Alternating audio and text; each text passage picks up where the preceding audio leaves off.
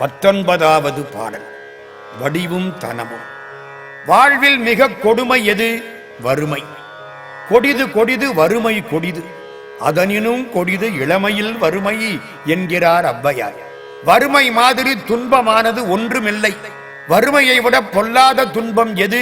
வறுமைதான் என்கிறார் திருவள்ளுவர்.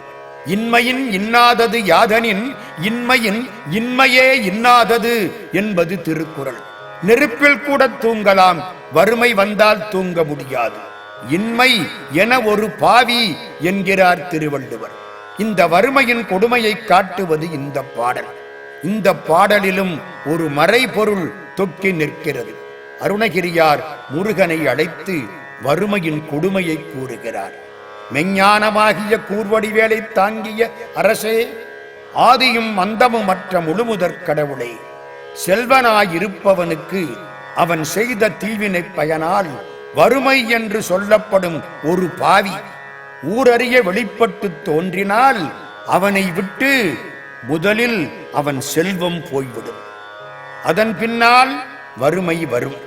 இதனால் அவனுடைய அறஞ்செய்யும் மனம் போய்விடும், உடல் அழகு போய்விடும், உயர்ந்த குடிப்பிறப்புக்கான தன்மைகள் போய்விடும், ஈகை முதலிய நல்ல குணங்கள் போய்விடும். சுற்றத்தாரும் அவனை விட்டு வேறிடத்துக்கு குடிபோய் விடுவார்கள் என்கிறார் அருணகிரியார். வடிவும் தனமும் மனமும் குணமும் குடியும் குலமும் குடிபோகியவா. இன்னொன்றை கேட்கிறார். வள்ளல் முருகனிடம் வறுமையின் கொடுமையை ஏன் சொல்கிறார்? முருகா, உன்னை தொழும் அடியார்களுக்கு வறுமை வந்தால் நீ காக்க வேண்டும் என்கிறார். இது பொருள் வறுமை அல்ல, அருள் வறுமை. அப்படி என்றால் என்ன? முருகா, உன் திருவடியை நினைப்பது செல்வம், மறப்பது வறுமை. இந்த மறக்கக்கூடிய வறுமை வந்தால் அடியார்களுடைய மனமும் உயிரில் விளங்கும் அருள் ஒளியும் அடிமை திறமும் அடியார்கள் கூட்டுறவும் எவ்வுயிரும் தம்முயிரா என்னும் அருட்பண்பும் ஒன்றன் பின் ஒன்றாக நீங்கிவிடும்.